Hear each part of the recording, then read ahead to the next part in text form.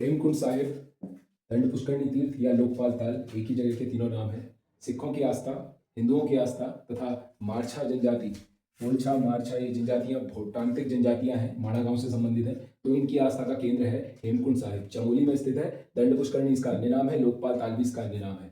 स्वर्ण झील भी इसे कहा जाता है। किसका अन्य नाम स्वर्ण झील है? हेमकुंड का ही है।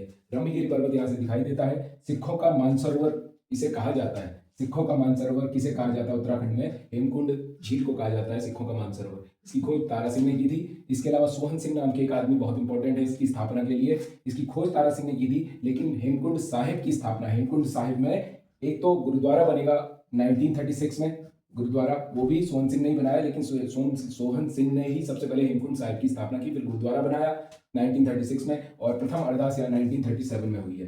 7 पर्वतों से घिरा है, जिसमें से एक हाथी पर्वत है। इसके अलावा एक रम्यगिरी पर्वत हमने बात की, एक नीलकंठ पर्वत, ये इंपॉर्टेंट पर्वत है। यहाँ पे 7 पर्वतों से घिरा है हेमकुंड साहिब। हेमकुंड साहिब में जो हाथी पर्वत के समीप में ही, हाथी पर्वत कहाँ पे मिलेगा? यहाँ पे यहीं पे काकभूषणी झील है, काकभूषणी झील। तो काकभूषणी झील के समीप में ही हाथी पर्वत स्थित है, चमोली के अंदर। तो इसकी ऊंचाई है हाथी पर्वत की 6727। हाथी की सूंड, हाथी के पैर, हाथी का पेट, हाथी के पैर, तो 2 आगे के 2 पीछे के पैर, ये पेट हो गया, ये 6727।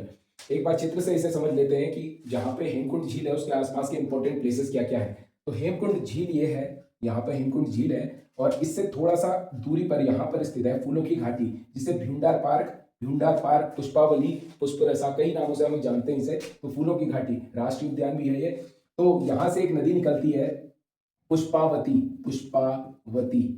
या भीमडार गंगा के नाम से जाना जाता है उसे। तो पुष्पावती नदी निकलती है फूलों की घाटी से, और हेमकुंड से निकलती है एक नदी हेमगंगा या लक्ष्मण गंगा नाम से एक नदी निकलती है। तो वो नदियां दोनों आपस में घंघरिया नामक स्थान पे आपस में मिल जाती है। तो इंपॉर्टेंट फैक्ट है कि फूलों की घाटी से निकलने वाली पुष्पावती और हेमकुंड से निकलने वाली हिमगंगा या फिर लक्ष्मण गंगा कहाँ पे मिलती है? तो घंघरिया पे मिलती है।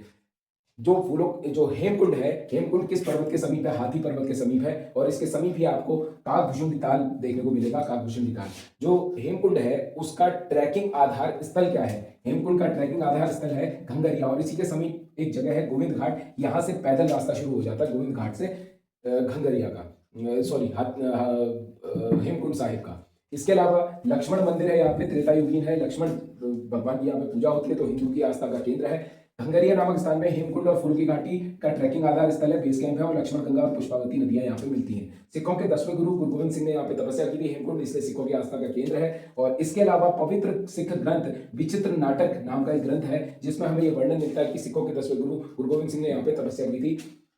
आगे सीमांत क्षेत्र मारछा और तोलछा के, सीमांत क्षेत्र के मारछा और तोलछा ये जनजातियां हैं। माणा गांव यहीं पे मिलेगा हमें। तो माणा गांव के आस्था का केंद्र है। ग्रीष्मकालीन अवसर पर, ग्रीष्म काल में ये लोग यहाँ पर एक यात्रा करते हैं, और उसी यात्रा के दौरान ये हेमकुंड में लोकपाल बोलते हैं ये लोग इसे, तो लोकपाल इसकी पूजा करते हैं यहाँ पे लोग।